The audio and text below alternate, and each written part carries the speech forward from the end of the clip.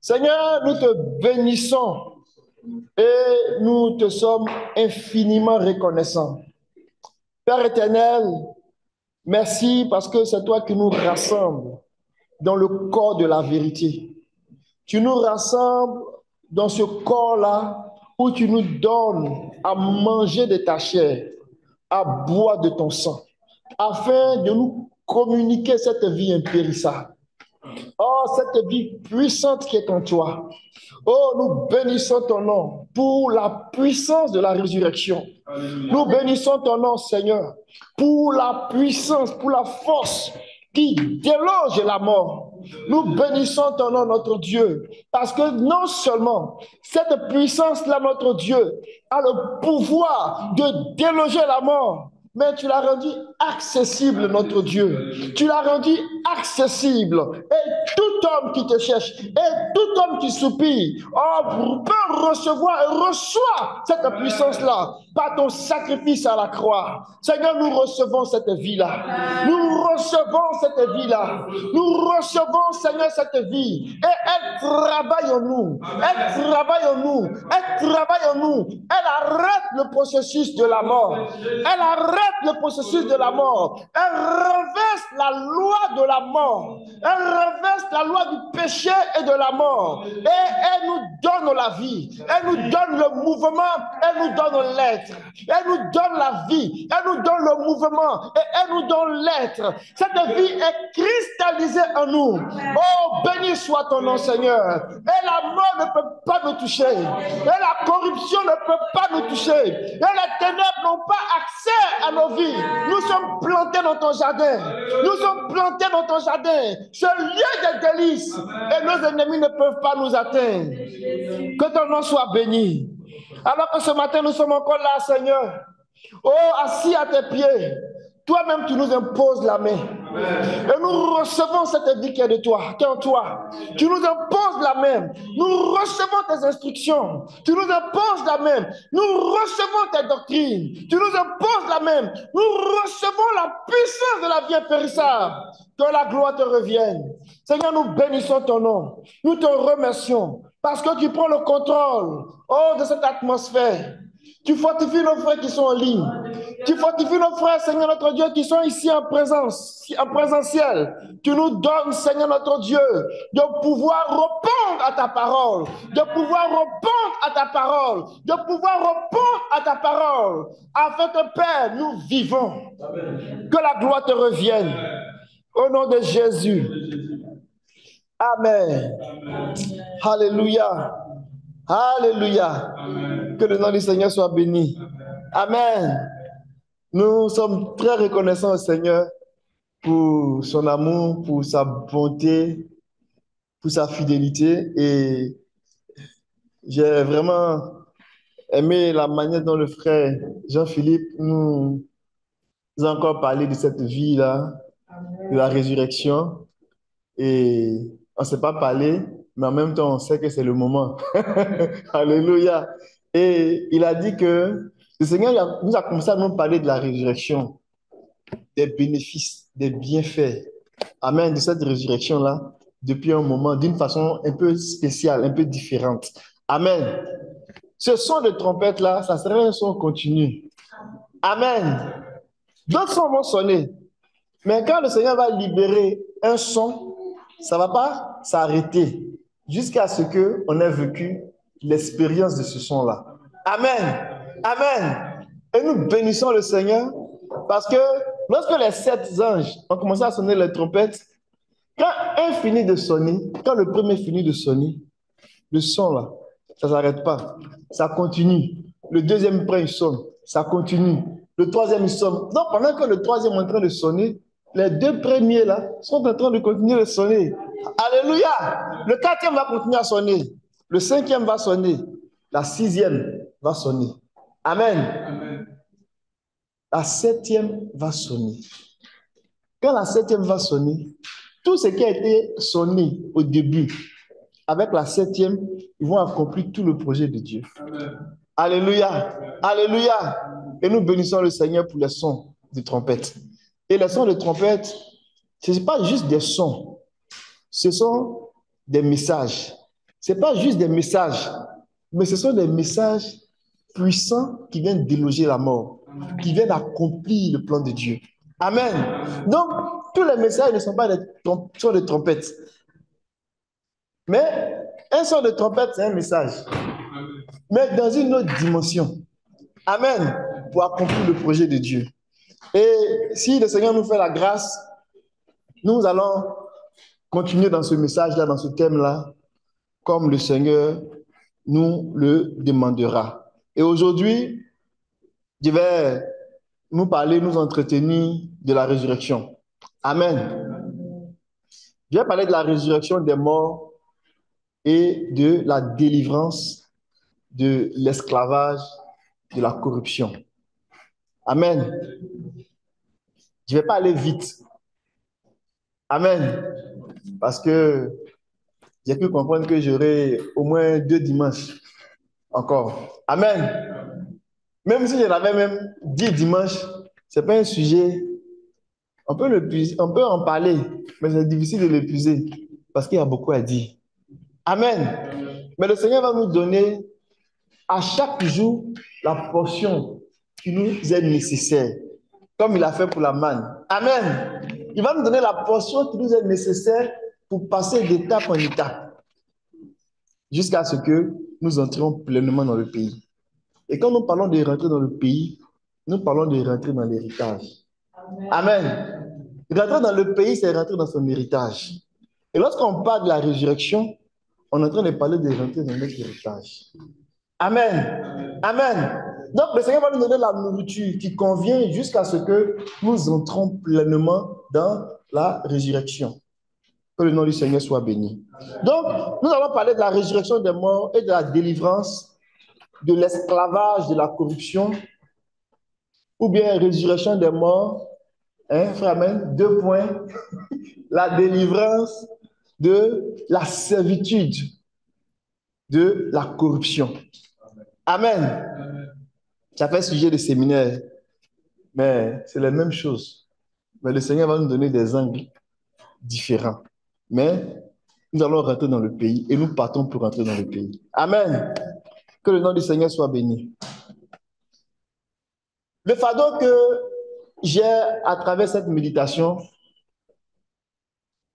c'est que le Seigneur nous fasse grâce d'avoir accès à certaines vérités qui concernent la résurrection.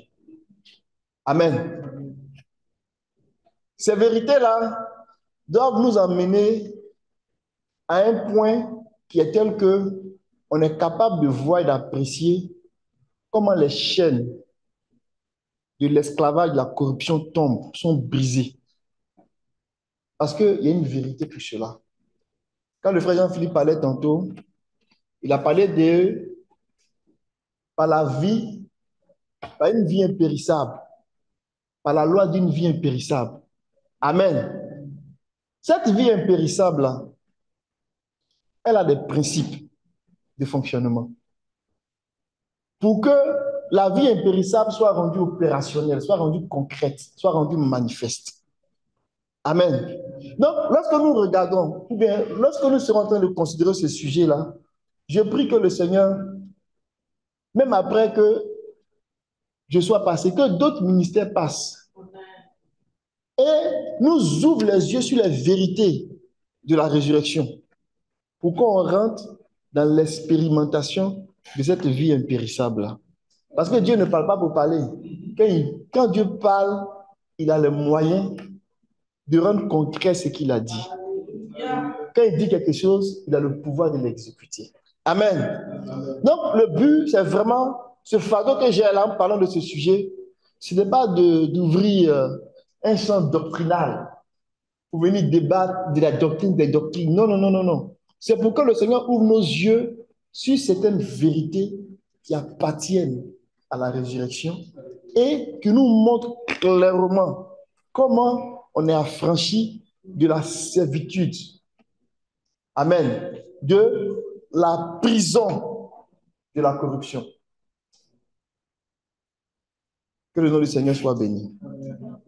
Je vais commencer en disant que La résurrection est une personne. La résurrection, c'est une personne. On va lire ça dans Jean, chapitre 11, verset 25.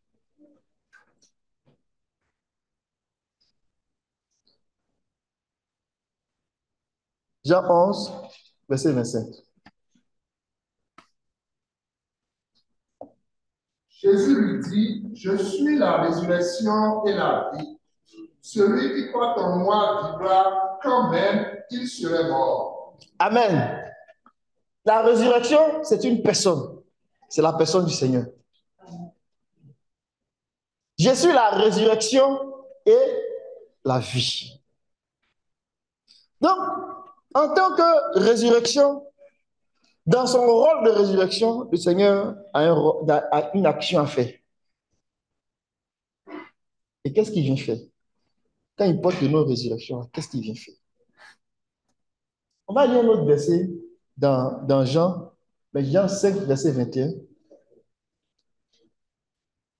pour voir que c'est lui qui est au cœur de la résurrection. Mais il détient ça quelque part. Jean 5, verset 21. Car comme le Père ressuscite les morts et donne la vie, ainsi le Fils donne la vie à qui il veut. Amen. La résurrection, c'est une personne. Mais la Bible dit que le Père, c'est lui qui ressuscite les morts. Donc, le Dieu Tout-Puissant, c'est lui qui ressuscite les morts. Mais comment il va procéder? Il va donner ce pouvoir-là à quelqu'un.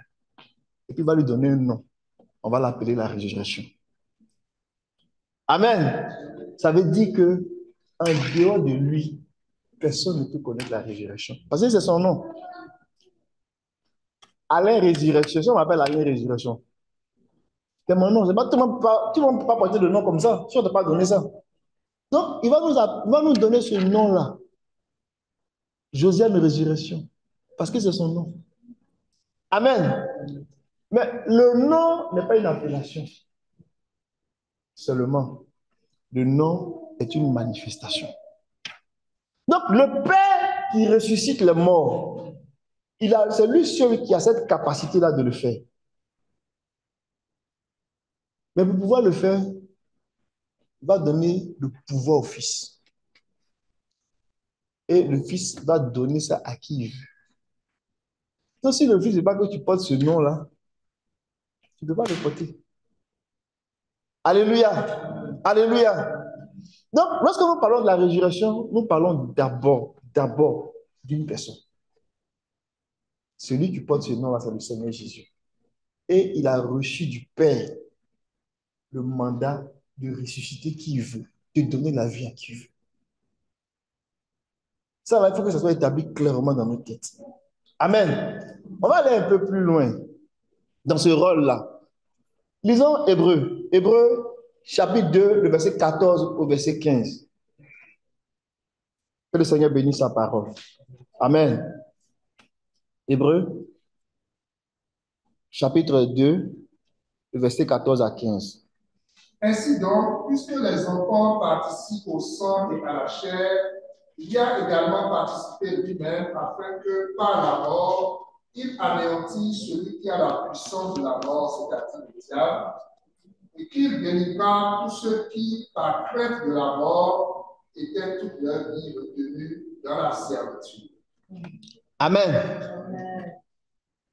Donc, si je mets ce passage-là en perspective par rapport au thème, au verset 15, on nous dit que il est venu délivrer des gens qui, par la crainte de la mort, sont retenus dans la servitude. Amen. Si on veut paraphraser, ce n'est pas n'importe quelle servitude. C'est la servitude de la corruption. C'est la servitude de la destruction. Mais ici, on nous dit que le Seigneur, il est venu, le Seigneur Jésus, qui s'appelle la résurrection, il est venu dans une condition humaine. Il a participé à la condition de l'homme. Mais comme le Père qui ressuscite veut que les hommes soient ressuscités, la sagesse qu'il a trouvée, c'est de faire venir, c'est lui à qui il a donné le pouvoir là, de venir parmi les hommes. Amen. Pour pouvoir faire ce travail-là au milieu des hommes et dans les hommes. Ça, on va revenir là-dessus parce qu'il y a beaucoup de choses à dire ici. Mais je voulais montrer par là que celui qui porte le nom de la résurrection, qui est le Seigneur, c'est lui effectivement qui vient pour nous délivrer de la peur de la mort, de la servitude de la corruption. Tout ce que la mort a engendré comme destruction, comme corruption, là, c'est lui qui est venu pour nous délivrer de ça. Amen. Et on verra un peu plus loin que la façon de comprendre la mort, là, ça va nous donner de bien comprendre comment la résurrection fonctionne et comment la résurrection détruit la mort. Amen. Et donc, la résurrection va venir comme le moyen pour arrêter la mort, pour dire la mort, ça suffit. Tu as assez fait des dégâts, ça suffit. Retourne où tu es quitté. Il renverse le processus de la mort et la vie commence à couler. Elle commence à couler en abondance jusqu'à ce que la mort n'ait plus de place. Et quand la mort n'a plus de place, la mort va quitter même la vie de l'homme, l'environnement de l'homme. Et jusqu'à quitter même le monde dans lequel l'homme vit. La mort va disparaître. Donc, c'est de ça qu'il est question. Et donc, la résurrection, ça vient en fait combattre la mort. Que le Seigneur nous bénisse. Amen. On va regarder un peu ce qu'on peut comprendre par l'esclavage de la corruption, la servitude de la corruption. Qu'est-ce qu'on met là-dedans? Qu'est-ce qu'on veut dire par là? Amen. On va aller dans Genèse, on va lire Genèse chapitre 3. Ça serait un peu long. On va lire le verset 6 environ. Ouais, 6, on peut prendre le verset 6 jusqu'au verset 19.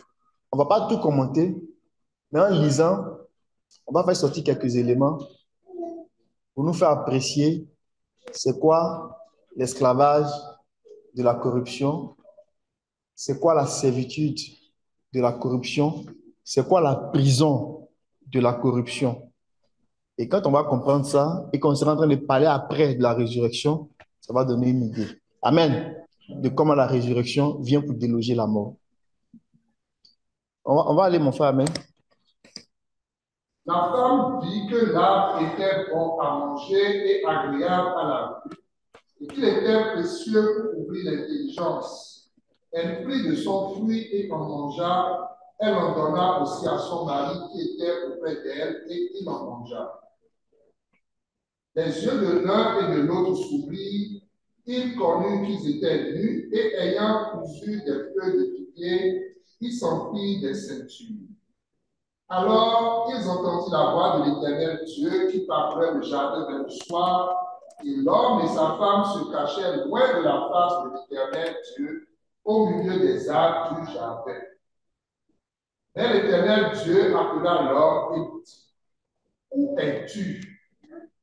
Il répondit: J'ai entendu ta voix dans le jardin et j'ai eu peur parce que je suis nu et je me suis caché. Et l'Éternel Dieu dit: Qui t'a appris que tu es nu? Est-ce que tu as mangé de l'arbre dont je t'avais défendu de manger? L'homme répondit: La femme que tu as mise auprès de moi m'a donné de l'arbre et j'en ai mangé. Et l'Éternel Dieu dit à la femme: Pourquoi as-tu fait cela? La femme répondit: Le serpent m'a séduit et j'en ai mangé. L'Éternel Dieu dit au serpent: Puisque tu as fait cela, tu seras maudit entre tout le bétail et entre tous les animaux des champs. Tu marcheras sur ton ventre et tu mangeras de la poussière tous les jours de ta vie. Je mettrai une inimitié entre toi et la femme, entre ta postérité et sa postérité. Celle-ci t'écrasera la tête et tu lui blesseras le talon. Il dit à la femme, j'augmenterai la souffrance de tes grossesses, tu enfanteras avec douleur et tes désirs se porteront vers ton mari, mais il dominera sur toi. Il dit alors, puisque tu as écouté la voix de ta femme et que tu as mangé de l'arbre au sujet duquel je t'avais donné cet ordre, tu n'en mangeras point. Le sol sera maudit à cause de toi. C'est à force de peine que tu en tireras ta nourriture tous les jours de ta vie. Il te produira des épines et des ronces, et tu mangeras de l'herbe des champs. Verset 19. C'est à la sueur de ton visage que tu mangeras du pain, jusqu'à ce que tu retournes dans la terre d'où tu as été pris, car tu es poussière, et tu retourneras dans la poussière. Amen. Que le Seigneur bénisse sa parole. Le récit de Genèse chapitre 3 est assez triste parce que l'homme venait de perdre quelque chose de très, très, très glorieux. Parce qu'il s'est laissé séduire par le serpent. Il a tissé amitié avec le serpent. Il a écouté le serpent. Le serpent l'a blagué, le serpent l'a séduit, le serpent l'a envoyé balader. Pour dire que ce que Dieu a dit là, est-ce que tu as bien compris même? Si tu manges, tu vas avoir une connaissance très avancée. Tu vas devenir comme des dieux. Tu ne vas pas mourir. Or, le Seigneur lui a dit, le jour que tu vas manger de l'arbre de la connaissance du bien et du mal, tu mourras. Et on a vu que c'est arrivé parce que l'homme a désobéi. Amen. L'homme a désobéi et donc la justice devait s'appliquer. La Bible dit que quand Dieu n'envoie pas de jugement, dans Ésaïe 26, verset 9, quand on peut le lire, quand il n'y a pas de... Quand Dieu ne juge pas, l'homme ne prend pas garde. Il fait ce qu'il veut. Mais Dieu ne peut pas le laisser dans sa folie. L'homme a péché, il fallait que justice soit faite. Il fallait que la justice intervienne. Sinon, si Dieu le laissait comme ça, ce n'était pas bon du tout. Tu peux lire, mon frère? Verset 9. De mémoire, je pense que je n'ai pas... C'est ça? Ok. Mon âme te désire pendant la nuit et mon esprit te cherche au-devant de toi. Car lorsque tes jugements s'exercent sur la terre, les habitants du monde apprennent la justice. Amen. Donc, Adam devait apprendre la justice, mais il a niaisé. Mais ce qu'il a fait n'était pas anodin, c'était terrible. Et donc, il fallait que la justice de Dieu s'applique. Et donc, Dieu a prononcé un jugement de condamnation. Amen. Et vous voyez, quand ils ont péché, Dieu met ça dans l'homme grand H. Il y a beaucoup de choses qu'on peut dire par rapport à la séquence, comment ça s'est passé, tout ça. Et il y a beaucoup d'enseignements riches qu'on peut tirer de là. D'abord, quand ça arrive, Dieu va aller demander à Adam, parce que c'est lui qui est le responsable de la maison. Donc, il les cherche et il arrive, il ne demande pas à tout le monde. Il dit, Adam, qu'est-ce qui s'est passé? Dieu connaît tellement l'homme, il nous connaît. Hein. Il ne dit pas, c'est Ève, hein. Il dit, c'est la femme que tu as mise.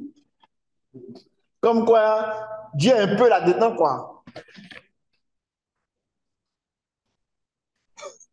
Mais lui-même, avant, là, qu'est-ce qu'il avait dit? Qu'elle avait vu, quand s'est révélé son sommeil, qu'est-ce qu'il avait dit? Il a commencé à prophétiser un désordre. Oh, la chienne de ma chienne, les yeux de mes os. Maintenant, c'est arrivé, il dit, c'est la femme que tu as mise. Mes amis, assumons. Amen. On a demandé au Seigneur de nous envoyer Ève. Ève est venue. Ève est là. C'est le plan de Dieu. Amen. Quand ça chauffe, il ne faut pas dire à la femme que tu m'as envoyé. Il faut prendre tes responsabilités. Et puis Dieu va te bénir. Amen. Donc, le Seigneur, bon, comme c'est un gentleman, lui, il est sage. Il ne fait pas ces trucs en désordre. Il ne fait pas ces trucs sur un coup de tête. Il va chercher à savoir qui a fait quoi. Donc, il va maintenant demander à Ève, qu'est-ce qui s'est passé? Elle va dire, c'est le serpent qui a fait ça.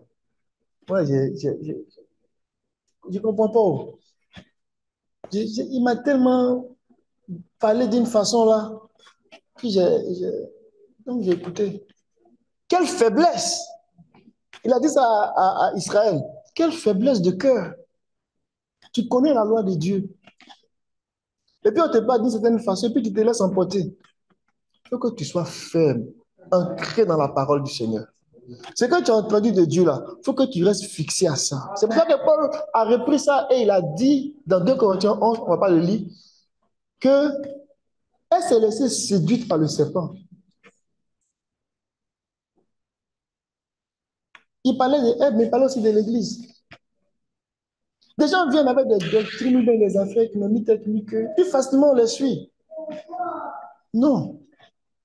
Non. Alléluia. Le Seigneur va continuer sa route. Comme tu dis, c'est le serpent, on va aller voir le serpent. Quand il a demandé au serpent, qu'est-ce qui s'est passé? Qu'est-ce qui s'est passé? Parce qu'il connaît le gars. Dieu a maudit le serpent. Parce que c'était la sentence qu'il méritait. Serpent, parce que tu as fait ça, là, tu seras maudit parmi toutes les bêtes. Quand on arrive dans l'Apocalypse, on nous dit que ce serpent-là, c'est le diable. Le serpent ancien, c'est le diable. Dieu l'a maudit. Et Dieu a prononcé un jugement sur lui. Dieu l'a limité à un niveau, à une prison. Dieu l'a enfermé. Parce que le jugement de Dieu, ça vient comme une prison. Dieu a maudit le serpent. Donc vous allez voir que Dieu n'a pas maudit l'homme. Il n'a pas maudit Ève, il n'a pas maudit Adam. Mais parce que sa justice doit s'exercer, pour que son jugement doit s'exercer, pour que l'homme apprenne la justice, il va maintenant retourner. Et il va maintenant retourner dans l'ordre inverse. Hein? Donc, il allait depuis Adam, Ève, le serpent. Il prononce son jugement sur le serpent. Il ne retourne pas chez Adam. Hein? Il va aller chez Ève d'abord. Puisque tu as écouté le serpent, voici ce qui va t'arriver. Et il va finir chez l'homme. Puisque tu as écouté ta femme, voici ce qui va t'arriver. Amen. Et donc, le jugement que Dieu a prononcé sur Adam, là, ce n'était pas sur seulement Adam l'individu, mais c'est sur toute la race de l'homme. Amen. Ce qui s'est passé dans Genèse chapitre 3, c'est que la mort qui n'était pas dans le plan de Dieu, et la mort n'a jamais été dans le plan de Dieu, et la mort est apparue comme une aberration.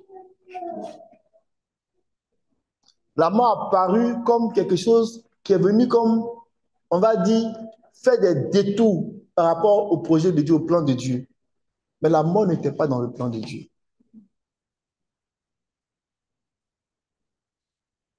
Mais parce que l'homme a péché, la mort est rentrée. Et on peut lire à partir de ce passage-là comment la mort a progressé. La mort s'est manifestée à 3 niveaux. Ce n'était pas comme d'habitude. Quand Dieu arrivait les voir, il venait les voir le soir. Ce jour-là, quand il est arrivé, ils ont commencé à se cacher. Parce que quelque chose s'était passé. Regardons un peu plus le verset. Allons-y dans le chapitre 3, là. Verset 6 et 8. Amen. Quand Dieu commence à les chercher, c'est pas comme d'habitude.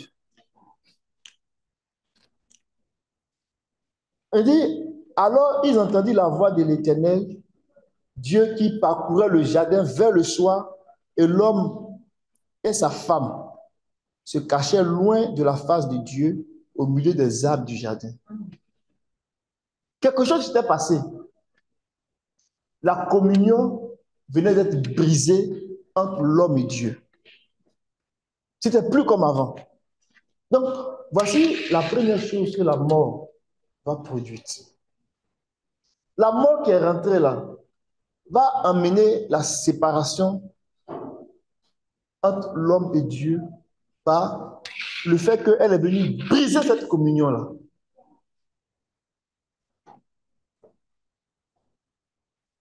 Mais la mort ne va pas s'arrêter là. Mais quand on lit, on n'a pas l'impression que c'est la mort qui est en train d'avancer. Mais c'est à la fin qu'on perçoit que c'est vraiment la mort qui a commencé, qui s'est avancée et qui est arrivée à un point. Regardez comment elle va progresser, cette mort-là. Elle vient d'abord pour faire quoi? Elle vient d'abord comme, on va dire, la mort spirituelle. Briser notre communion avec Dieu. Le reste là, c'est la conséquence de ce qui a commencé. C'est la plus terrible des morts. Pour ne pas dire que c'est la plus terrible de la manifestation de la mort. Quand la communion avec Dieu commence à se briser là, c'est pas qu'on va t'attraper en train de commettre l'impudicité là qu'il y a quelque chose. Quoi que ce soit quelque chose. Mais c'est parce que la communion a été brisée là. Ça t'a amené à faire d'autres choses. Vous me suivez, non? Donc, la mort va commencer par briser la communion que Adam avait, pour ne pas être Adam grand H, Adam pluriel avait avec Dieu. Mais dans le prolongement de la mort, là, c'est, j'ai envie de dire, Dieu va venir comme, le jugement que le Seigneur a prononcé là, sur l'homme là, ça va venir avec un certain nombre d'effets. Et quand on va lire plus loin, il va dire par exemple, au verset 18, il te produit, en parlant il te produira des épines. Au verset 17, il dit à l'homme, puisque tu as écouté la voix de ta femme et que tu as mangé de l'arbre au sujet duquel je t'avais donné cet ordre, tu ne mangeras point. Le sol sera maudit à cause de toi.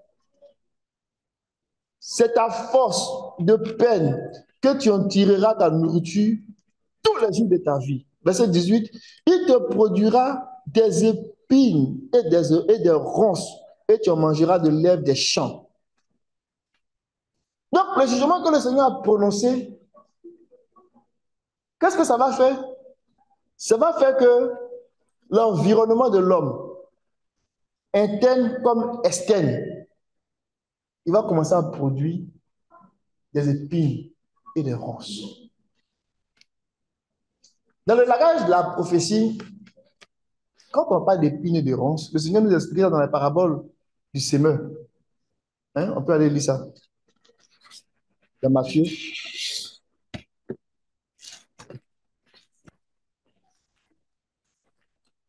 Ouais, on va essayer de donner un petit coup d'accélération. Matthieu 13. Quand il expliquait les paraboles.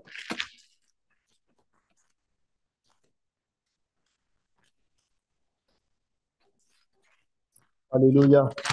Que le Seigneur bénisse sa parole. Amen. Quand on lit ça, on lit au verset 22. Il dit, celui qui a reçu la sémence parmi les épines, c'est celui qui entend la parole, mais en qui les soucis du siècle et la séduction des richesses étouffent cette parole et la rendent infructueuse.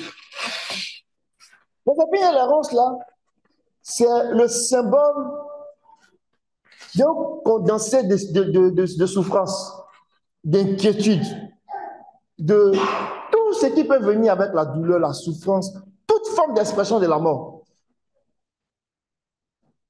Si on lit, on ne va pas le lire, mais si on lit Deutéronome 28 et on voit comment la mort peut progresser quand on désobéit à Dieu, il y a beaucoup de choses qui sont citées là-bas pour nous donner une idée de à quoi ressemblent les épines et les ronces quand ça rentre dans l'environnement de l'homme. C'est terrible. Donc, depuis l'intérieur, depuis son âme, il commence à être comme bouffé, comme détruit. Il peut même aimer les plaisirs, mais la Bible dit qu'il est mort quoique vivant. Amen. Donc, il dit que la terre va te pousser, le sol va te pousser des épines et des ronces. Mais il parlait de l'environnement de l'homme, intérieur comme extérieur. Tu vas commencer à avoir beaucoup de problèmes dans ta vie. Avant, là, tu pouvais te balader sans porter habit. Hein? Tu avais un corps merveilleux. Tu n'avais pas de problème. Mais depuis que tu as fait ça, là, tu vas tomber malade. Tu vas commencer à avoir des problèmes. Tu vas commencer à travailler dur pour pouvoir manger. Tu dois te battre pour pouvoir exister. La vie ne va pas te laisser vraiment ça cadeau. Tu ne vas pas l'avoir facile. Tu vas souffrir. C'est ça les épines et les ronces. Tu vas connaître la douleur. Dans tout ce que tu vas faire là, tu vas connaître vraiment la souffrance. Mais ça ne va pas s'arrêter là. Pendant que ce travail va continuer, regardez ce qu'il va dire. Hein? Il dit que, le verset 19, il dit, c'est à la sueur de ton visage que tu mangeras du pain. Hein? Donc on voit les effets des épines de rose qui vont continuer. Hein? Quand on parle de l'inquiétude de la vie, là, viens manger quoi demain? Il faut faire 3, 4 boulots pour pouvoir vivre, pour pouvoir payer son hypothèque. Ça vient de là. Tu vas travailler dur pour t'en sortir. Mais il dit que pendant que tu seras en train de faire ça là, il dit jusqu'à ce que tu retournes dans la terre, d'où tu as été pris, car tu es poussière, tu retourneras dans la poussière. Donc, le premier niveau là, l'homme s'est séparé. L'homme a été séparé de Dieu. L'homme a brisé sa communion avec Dieu. Ça, c'est la première expression de la mort. Mais parce que l'homme s'est séparé, l'homme a corrompu l'homme a quitté la présence de Dieu, il est maintenant exposé à ses ennemis. Il est exposé à la terre aride. Il n'est plus dans le jardin. Le pays des délices n'est plus là-bas. Il est maintenant dans la terre aride. Restons dans la présence du Seigneur. Gardons la communion du Seigneur. Parce que c'est dans sa présence que nous avons la vie. Et c'est une conséquence. Parce que nous ne sommes plus, parce qu'Adam a quitté cette présence-là, les épines et les ronces sont poussés. Mais il dit, ça va t'environner, ça va t'envahir jusqu'à ce que tu retournes à la poussière, à la terre. Et donc là, il aura encore une autre expression de la mort, qui sera la mort du corps, qui va être comme venir mettre fin à ce qui a commencé depuis la séparation de la communion avec Dieu et à être constaté dans le corps inerte que on va aller maintenant enterrer. Donc, lorsque nous parlons de la corruption, la servitude de la corruption, ce jugement que Dieu a prononcé là, ça a mis l'homme dans un lien, dans un environnement de souffrance, dans un environnement où l'homme a commencé à s'auto-détruire, se détruire progressivement jusqu'à disparaître. Et l'homme ne peut pas sortir, il ne peut pas se soustraire de cet environnement par lui-même, ce n'est pas possible. Et à cause du péché, voilà ce qu'on a constaté.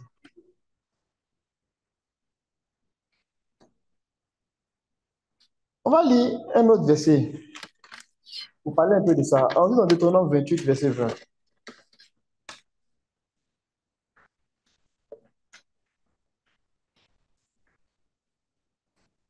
Deutéronome 28, verset 20. Amen.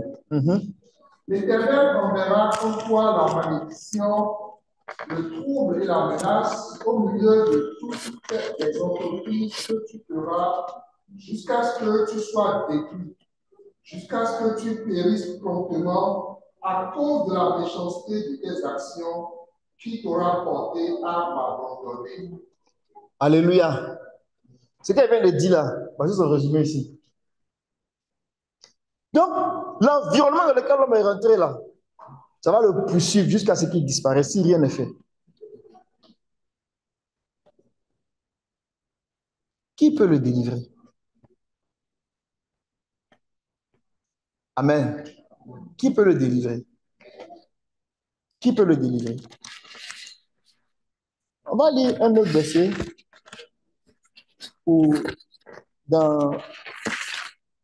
en parlant de Romains chapitre 5.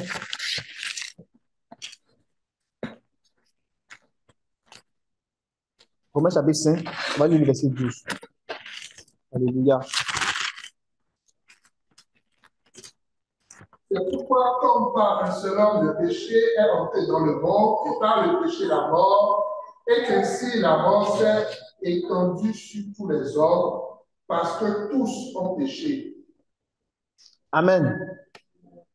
La Bible dit ici que c'est pourquoi par un seul homme le péché est rentré dans le monde, et par le péché la mort, ainsi que la mort s'est étendue à tous les hommes. Donc, la mort a commencé, on va dire, spirituellement, depuis l'intérieur de l'homme, en le coupant de Dieu. Donc, sa communion avec Dieu, là, a été comme atteinte, a été comme touchée. Et c'est par là que les problèmes vont commencer. C'est un peu comme si cet esprit qui était en lui, qui était en communion avec Dieu, là, n'a plus d'électricité, est tombé dans le noir, est plongé dans les ténèbres. Il ne peut plus se retrouver. C'est comme une maladie qui est rentrée et qui a commencé à ronger depuis l'intérieur. Et commencé à ronger son âme. Donc, le péché qui est rentré là, ça va commencer à ronger sa volonté, ronger ses émotions, ronger l'homme dans ses sentiments, progressivement commencer à le détruire. Et ça va s'exprimer dans son corps. Son corps va tomber malade. Son corps va souffrir. Jusqu'à ce qu'il retourne dans la poussière. Et quand il retourne dans la poussière, il n'y a plus rien. L'homme est mort. L'homme est détruit. C'est de ça qu'il est question. Amen. Donc, avant que l'homme ne meure là, durant toute sa vie là, il est comme emprisonné. Il est pris dans les liens de la corruption. Qui vont comme, on va dire, l'appuyer, le maintenir en captivité, jusqu'à ce qu'il retourne à la tombe. Jusqu'à ce qu'il retourne à la poussière. Il est comme esclave. Il ne peut pas sortir de là. Oh, la Bible dit que quand tu es esclave de quelqu'un là, comment tu vas t'en sortir? On dit que tu es esclave de ce qui triomphe de toi. Donc la mort triomphe de l'homme à tous les niveaux, dans toutes les dimensions. La mort est un processus. Mais la mort aussi s'exprime comme un état. L'état de mort. Et c'est comme ça qu'Adam était, après le péché. Le prophète Job, Dieu a ouvert ses yeux un peu. Et puis il a vu la condition de l'homme. Dans Job 14, on va lire le verset 10 au verset 15.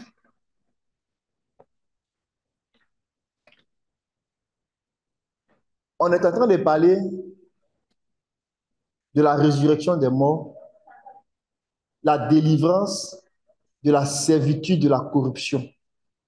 Et donc là, on montre comment le péché qui est rentré dans le monde là a soumis l'homme à cette corruption-là, à cette vie de désolation. Amen. Mais il y a une bonne nouvelle pour nous. pour l'homme. Amen. Donc, quand on lit le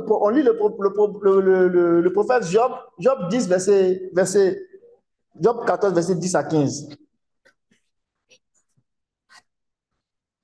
Mais l'homme meurt et il perd sa force. L'homme inspire et sceptique. Les eaux des lacs s'évanouissent, les feux clarissent et se dessèchent. Ainsi l'homme se couche et ne se relèvera plus. Il ne se relèvera pas tant que les cieux subsisteront.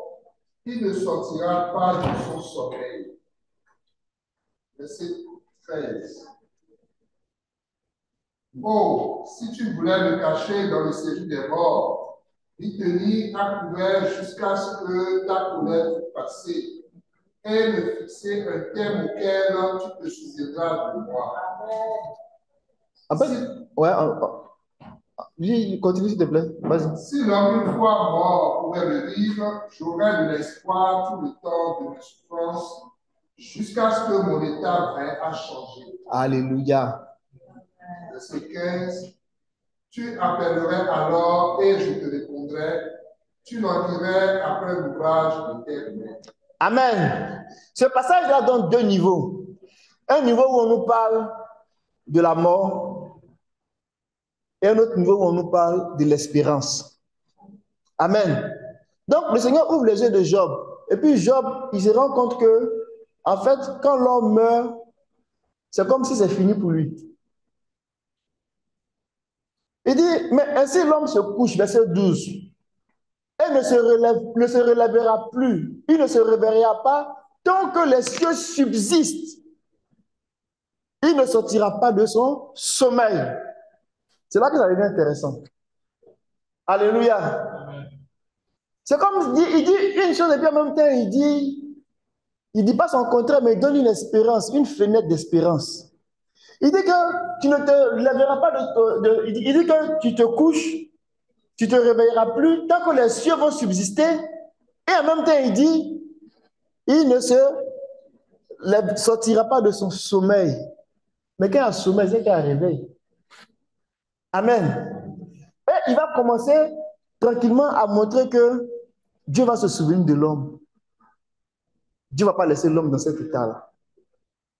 Amen. Pourquoi? Parce que, effectivement, Ecclésiaste va nous dire, Ecclésiaste 9, verset 10, va nous dire quelque chose. Pour qu'on puisse apprécier le fait que c'est vraiment une grâce quand Dieu se souvient, en fait. Sinon, si tu restes quelque part et puis on t'a oublié, tu vas mourir là-bas. Vous vous souvenez, Joseph était en prison. Il a eu des songes que les gens sont sortis. Ils étaient contents. Ils l'ont oublié. Mais Dieu se souvient de Joseph. Amen. Mais si toi, on t'a oublié, puis il n'y a personne qui va se souvenir de toi, tu vas mourir là-bas. Et c'est ce qu'Ecclésiaste va nous dire. Ecclésiaste 9, c'est ça, verset 10. Mais tu peux lire, c'est vrai. Tout ce que ta main trouve à faire avec ta force, fais-le. Car il n'y a ni œuvre, ni pensée, ni science, ni sagesse dans le séjour des morts où tu vas. Amen. C'est très important. Quand l'homme va dans le séjour des morts, c'est fini. Mais même Dieu est bon. Il dit séjour des morts. Hein? Dieu dit séjour des morts, il y a encore une espérance. Il dit sommeil, il y a encore une espérance. Les thèmes que les Écritures utilisent là, ce n'est pas un désordre. Mais ici, Ecclésiaste nous dit qu'il n'y a pas de science là-bas. Là-bas, là, quand l'homme meurt, quand l'homme retourne à la poussière, là, il n'y a rien. Le serpent qui a blagué Ève, qui dit qu'il ne faut pas manger, il n'y a rien. Si tu manges là, tu seras des dieux. Aujourd'hui, il continue de blaguer les gens. Non, la mort, c'est une transition. Quand tu vas mourir ici, tu vas aller dans un autre monde. Et puis tu vas revivre. Ce n'est pas vrai. Et puis ça ne peut même pas être vrai. Parce que si c'est vrai, ça veut dire que la résurrection, tout ça, ça veut rien dire en fait. Oh, ce n'est pas vrai. Alléluia. Il n'y a pas de vie après la mort là. Quand quelqu'un meurt là, il n'y a pas de science, il n'y a rien. Il va, il dort. Pour être même gentil, on va dire dors. Sinon, il va là, il est en prison. Il n'y a rien en fait. C'est terrible cette condition-là. En fait, quand la Bible dit que car Dieu a tant aimé le monde qu'il a donné son Fils unique Jésus, afin que quiconque croit en lui ne périsse point, mais qu'il ait la vie éternelle. C'est de ça qu'il parle. L'homme va à la perdition, il va pour périr. Mais vous allez voir que dans Genèse chapitre 3, quand Dieu a fini de prononcer les jugements, c'est comme si il y avait quelque chose qu'il avait saisi. Il a regardé l'homme comme ça, il a dit non, je ne peux pas te laisser comme ça. Et il a tué l'animal et puis il les a habillés. Alléluia. Il a tellement aimé l'homme. Je ne sais pas s'il faut dire, il tremblait sur lui-même. Il a tué un animal, il les a habillés. Il annonçait par là que tu t'en vas dormir, mais ça serait un sommeil. Si ce n'était pas connu quelque chose, j'allais rester là-bas. Mais je te laisse aller dormir. C'était ça qu'il était en train de dire en l'habillant. Il parlait de l'œuvre, de l'espérance que l'homme allait sortir de cette condition de mort. Il parlait de la résurrection. Il parlait de comment il allait rétablir les choses. Amen. Mes amis, vous voyez, l'homme là, c'est le couronnement. L'homme est le couronnement des œuvres de Dieu. Quand Dieu a fini de créer là, quand il a créé l'homme là, il n'a plus rien créé. Il allait se reposer. Et en tant que couronnement, Dieu a tout remis à l'homme. L'homme était le roi même sur la terre. L'univers là, Dieu lui a donné ça. Il devait dominer, je pèse mes mots, il devait dominer sur les puissances invisibles et les puissances visibles. L'homme n'était pas rien. Parce qu'il était en mission. La chute de l'homme là vient après une autre chute. Il y a eu lieu dans Genèse chapitre 1, verset 2. Des puissances, des esprits. Donc quand Dieu a suscité l'homme, quand Dieu a créé l'homme, l'homme venait établir, Dieu venait établir l'homme au-dessus de tout. Donc ça ne nous étonne pas que l'homme est devenu la cible de ses ennemis. Genèse dit que quand Dieu a créé l'homme, il a dit dans Genèse chapitre 1, verset 20, Genèse, tu peux lire le verset 28. Quand Dieu a créé l'homme, regarde ce qu'il va dire. Mes amis, c'est merveilleux, c'est glorieux, c'est trop puissant. Cette portion des Écritures, là, ce verset-là, ça nous permet de comprendre tout le projet de Dieu. On a parlé des âges. Vous vous souvenez, non?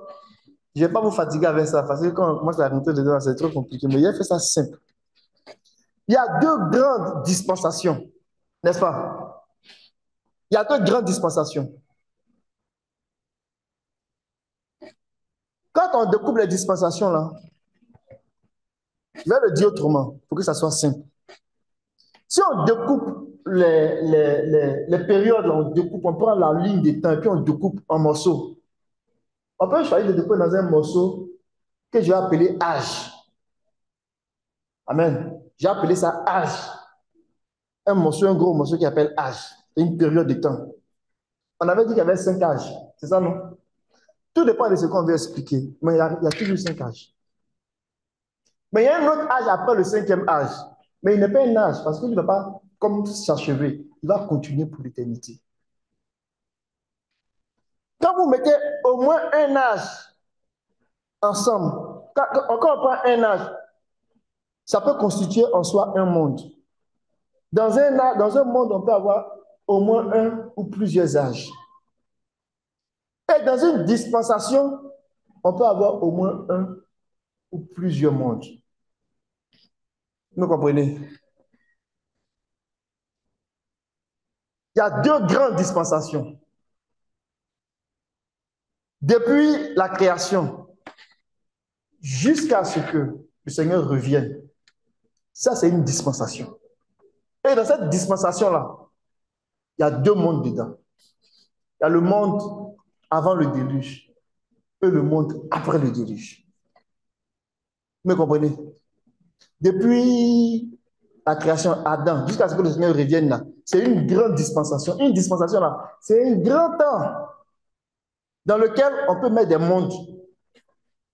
Et dans cette dispensation dans laquelle nous sommes là, il y a comme deux mondes. Il y aura une dispensation à venir. Il y a un monde là-dedans qui est constitué d'un seul âge, qu'on appelle le millénium. Mais après le millénium, la vie va continuer. Amen. Amen. Maintenant, pourquoi je vous explique ça? Parce que quand Dieu a créé l'homme, dans le premier monde, Genèse chapitre 1, le verset 28 là. Tu peux lire ça, mon frère? Dieu les bénit et Dieu leur dit: soyez féconds, multipliez, remplissez la terre et la sujettissez, et dominez sur les poissons de la mer, sur les oiseaux du ciel et sur tout animal qui se meut sur la terre. C'était ça le projet de Dieu pour l'homme. Que l'homme soit celui qui va dominer. Dieu a créé l'homme. Il a créé l'homme à son image, selon sa ressemblance, pour que l'homme domine. Donc, ce n'est pas pour ne rien que l'homme a été, on va dire, la dernière création, hein, la dernière personne, on va dire, le dernier élément qu'il a créé. Vas-y, je cherche mes mots. Hein. Le couronnement de sa création. Et il a dit, bon, toi, maintenant, tu domines sur tout le monde. Parce que tu es mon image. Amen.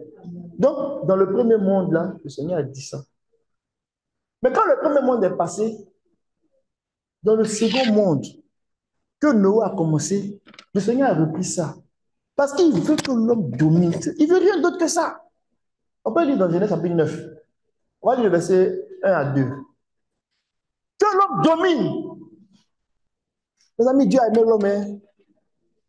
Il pouvait dire, tu as gâté ça là-bas, tu penses qu'il te donne encore? Non, il n'a pas dit ça. Il n'a pas dit ça. Il a dit, c'est qu'il a réservé pour toi depuis le début, je vais te donner.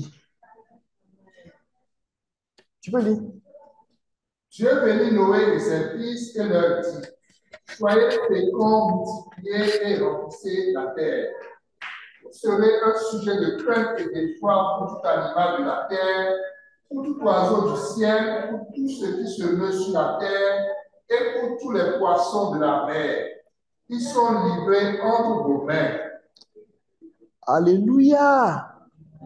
Vous serez un sujet d'effroi. Les trois catégories qu'il cite là, les oiseaux du ciel, les bêtes de la terre, les poissons de la mer. En fait, les ennemis de l'homme là, eux aussi on peut les mettre en trois catégories. C'est Dieu qui parle. Il ne parle pas des choses physiques. Amen. Il parle des puissances hostiles, des puissances des ténèbres qui contrôlent les airs, qui contrôlent les mers, qui contrôlent la terre. Dieu dit que tu dois dominer sur tous. Donc, il dit ça dans le premier monde, il dit ça dans le deuxième monde. Quand on arrive pour pouvoir entrer dans l'âge du millénium, là, il va en faire la démonstration que lui, il veut que l'homme domine. Donc, les gens qui vont être à la tête, l'église qui sera à la tête, qui va contrôler le millénium, là, ce monde, le troisième monde, là, le monde d'après, ça sera la compagnie des gens qui sont aptes à dominer. Apocalypse chapitre 20, verset 4. Il vient encore dire que ceux-là, ils ont vécu. Tu peux lire, mon frère. Apocalypse 20, verset 4. Alléluia. Et je vis des trônes et au nom à de ceux Jésus. qui assis puis donner le pouvoir de juger. Et je vis les âmes de ceux qui avaient été décapités à cause du témoignage de Jésus et à cause de la parole de Dieu, et de ceux qui n'avaient pas adoré la bête de son image et qui n'avaient pas reçu la marque sur leur front et sur leur main. Ils revinrent à la vie et ils régnèrent avec Christ pendant 1000 ans. Amen. Ici, là, c'est tellement puissant Dans le millénium, là, on va commencer, le millénium appartient, on va dire, c'est un âge. Mais c'est le seul, l'âge, le cinquième âge qu'on a vu. L'âge à venir. Mais l'âge à venir, là, ça débute notre dispensation. Donc, au début de cet âge-là, le Seigneur encore nous parler. Il y a une classe qui doit dominer là. Ceux-là, voici ce qu'ils ont. Voici comment je les qualifie. Voici cette classe qui va dominer là. Voici à quoi elle va ressembler. Des gens qui ont vécu le système bestial.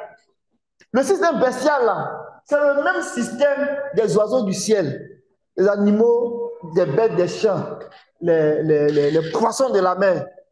C'est le même système. Mais c'est Apocalypse là qui va nous ouvrir les yeux là-dessus. Et puis on va comprendre que dans les puissances de l'air là, on parle de Satan et ses anges qui vont se réinventer. Ils vont prendre la possession des royaumes de ce monde à travers la bête. Mais c'est le même diable là qui fait ça. Apocalypse chapitre 13, verset 1, verset 2, 1 à 2 parle de ça. On dit que le dragon a donné son pouvoir à la bête, son trône à la bête, sa puissance à la bête. Mais Dieu dit que tu dois dominer. Donc l'homme est devenu la cible. Quand on parle de la bête, on parle de toutes ces trois groupes-là. Si on les met ensemble, ils travaillent ensemble en fait. On parle d'un système en fait, le système bestial. Ici, on ne dit pas tout en termes de tu dois dominer les autres caractéristiques qu'on va retrouver un peu dans l'Apocalypse. Il y a la bête, il y a l'image de la bête qui veut parler de son caractère moral. Il dit tu dois dominer quoi? Son nom, qui veut parler de sa nature. Tu dois dominer sa marque. Il veut parler de sa doctrine, de ses enseignements. Vous voyez, quand vous lisez Apocalypse chapitre 13, la bête est en commerce, est en alliance avec la bête qui sort de la terre. Et la bête qui sort de la terre, c'est la religion qui est pervertie. C'est, on va dire, l'église, je vais dire ça comme ça, qui est arrivée à un niveau où elle s'est retournée en rébellion contre Dieu. C'est plus la vraie église. Dieu l'a rejetée. Rendu à ce stade-là, Dieu l'a rejetée. Mais aux yeux des hommes, ils vont l'appeler l'église.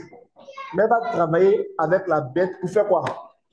Pour marquer les gens sur leur front ou sur leurs mains. Ça veut dire quoi? Pour leur donner la doctrine, la pensée de la bête, qui n'est rien d'autre que la pensée du diable. Aujourd'hui, on voit ça. La bête se sert, la bête qui sort de la mer se sert de la bête qui sort de la terre. La Bible va dire que, bon, homme et homme, il n'y a pas de problème. Femme et femme, il n'y a pas de problème. Vous pouvez les bénir. Cet esprit-là, il travaille pour la bête. Mais la Bible dit que ceux qui doivent dominer dans la dispensation à venir, dans le monde à venir, dans l'âge à venir, le Seigneur annonce les couleurs, comme l'a déjà annoncé les couleurs dans le premier monde, dans le deuxième monde, dans le troisième monde à venir. Amen. Donc, l'homme est devenu la cible de l'ennemi. Mais l'homme aussi est la cible de Dieu. Et la Bible dit que par un homme, le péché est rentré dans le monde. N'est-ce pas? Par un homme, le péché est rentré dans le monde. C'est aussi par un homme que la résurrection est venue. C'est une bonne nouvelle. Alléluia. Alléluia. Par un homme, la destruction est rentrée, la servitude est rentrée, la désolation est rentrée. Par aussi un homme, il va déloger la mort. Amen. Mes amis, nous sommes au cœur. Nous sommes vraiment au cœur de ce que Dieu est en train de faire. On va lire un verset 2, puis je vais atterrir là pour aujourd'hui. Regardons dans Somme 8. Somme 8. Que le nom du Seigneur soit béni. Que le nom du Seigneur soit béni. Le Seigneur a des grandes choses pour nous. Il ne va pas nous laisser jusqu'à ce qu'il n'ait accompli ce qu'il a dit à notre sujet. Regardez Psaume 8. Je vais lire ça rapidement. Et puis je vais faire 2 petits commentaires, puis je vais m'arrêter là pour aujourd'hui. Alléluia. Psaume 8, regardez comment c'est amené. Au chef des chantres, sur du titre, Psaume de David. L'Éternel notre Dieu, que ton nom est magnifique sur toute la terre. Ta majesté s'élève au-dessus des cieux. Par la bouche des enfants, de ceux qui sont à la mamelle, tu as fondé la terre. Amen. Pour confondre tes adversaires, pour imposer silence à l'ennemi. Quand je contemple les cieux, ouvrage de tes mains, la lune et les étoiles que tu as créées. Verset 5. Qu'est-ce que l'homme? Pourquoi tu te souviens de lui? Qu'est-ce que l'homme? Pourquoi tu te souviens de lui? Alléluia. Tu l'as fait de peu inférieur à Dieu. C'est très prophétique. Dans l'hébreu, on dit que tu as fait de peu inférieur aux anges. Mais ici, on veut montrer qu'il est vraiment proche de manifester la divinité. Tu l'as fait de peu inférieur à Dieu. Ce n'est pas un petit. L'homme n'était pas un petit. C'était le bras droit. Alléluia. Il dit, je t'ai mis là. Tu domines sur tout.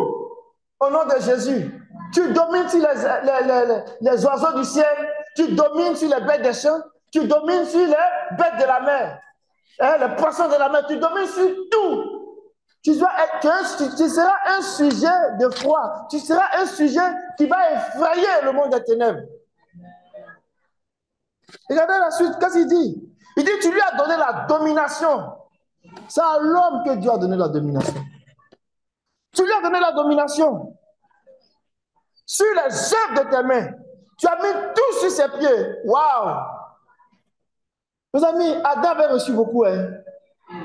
Tu as mis tout sur ses pieds. Tu lui as donné la domination sur les œuvres de tes mains. Tu as mis tout sur ses pieds. Les brebis comme les bœufs, les animaux des champs, les oiseaux du ciel et les poissons de la mer. Tout ce qui parcourt les sentiers des mers. Psaume 8 nous rappelle que Dieu a mis l'homme au cœur de ses affaires. Donc, il ne peut pas laisser l'homme dans la tombe. Ce n'est pas possible. C'est pour cela que quand les prophètes vont commencer à parler de ça, l'esprit de la prophétie, quand ça va commencer à nous parler de la résurrection, ça va commencer à susciter l'espérance. Quand le Seigneur partait ressusciter Lazare, qu'est-ce qu'il a dit? Il savait que Lazare était mort. Il dit, Lazare dort. Et on lui dit, mais Seigneur, tu dors. Pourquoi? Quelqu'un qui dort, on arrive, on le réveille, c'est quoi le problème? Le Seigneur dit, non, si vous voulez savoir même là, Lazare est mort. Mais j'ai dit, il dort parce que je suis la résurrection et la vie. Donc je m'en vais pour le réveiller. Amen.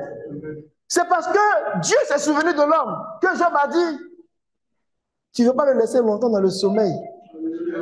Et quand tu dois te souvenir de lui, quand tu vas te souvenir de moi, tu vas m'appeler et puis je vais me réveiller. Il parle à la manière des hommes. Mais quand Jésus est venu, il a dit quoi? Il dit c'est la voix du Fils de Dieu. À la voix du Fils de Dieu, les morts vont entendre, ils vont se réveiller. Alléluia. Alléluia. Alléluia. La mort agit, mais la résurrection à l'œuvre. Elle vient par un homme. Elle vient par le Seigneur. Le dimanche prochain, on va regarder le fondement de cette œuvre-là. Le fondement de la résurrection. C'est sur quoi on s'appuie même et puis on est sûr de notre affaire. Alléluia. Il y a un fondement solide à ça. Il y a un fondement solide à ça. On s'appuie sur quelque chose. On s'appuie sur Dieu. On s'appuie sur les Écritures. Mais le Seigneur appuie sur lui-même pour déposer des fondements solides. Pour nous dire que cette affaire-là, il va le faire. Il appuie sur lui de ressusciter l'homme. C'est le Père qui ressuscite les hommes. C'est lui qui donne la vie. Et il a donné au Fils de donner la vie à qui il veut. Que le Seigneur nous bénisse. Que le Seigneur bénisse sa parole dans nos cœurs. Que le Seigneur crée en nous un esprit disposé. Que le Seigneur nous montre que la condition dans laquelle l'homme est, la condition de chute, de défaillance, de mort, de corruption, de prison, ne va pas durer toujours. Il nous annonce que c'est un sommeil, parce qu'il y a l'espérance de la résurrection. Alléluia.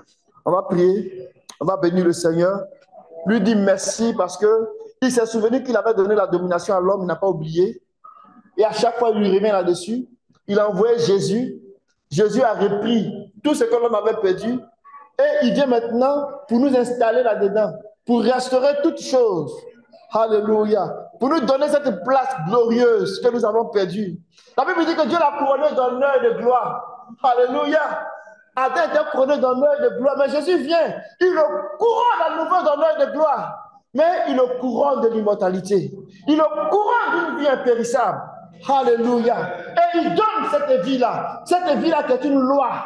Comme la mort est une loi pour détruire, il donne une loi, une autre vie. La vie qui est une loi pour donner la vie. Alléluia. Oh, béni soit ton nom, Seigneur. Seigneur, nous voulons te bénir pour ce matin. Nous voulons te rendre la gloire, l'honneur et la louange. Pour ce merveilleux, Seigneur, projet. Pour cette promesse excellente.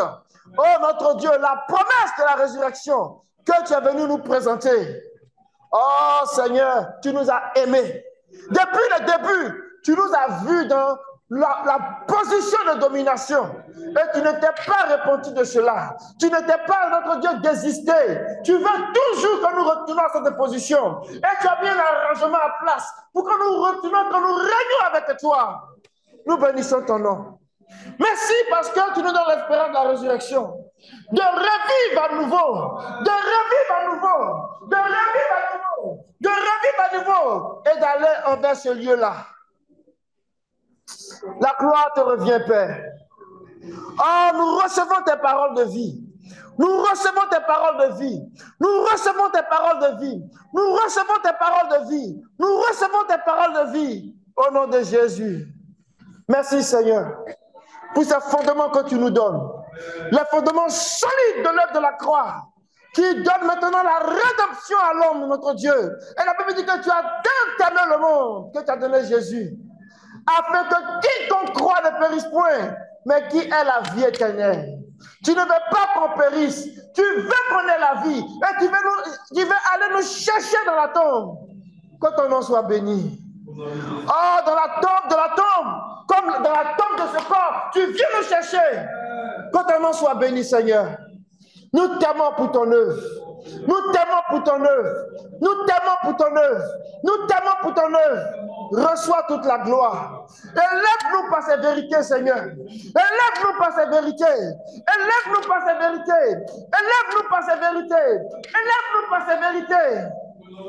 Que notre foi en toi ne défaille point. Que la gloire te revienne. Au nom de Jésus. Amen. Amen. Alléluia.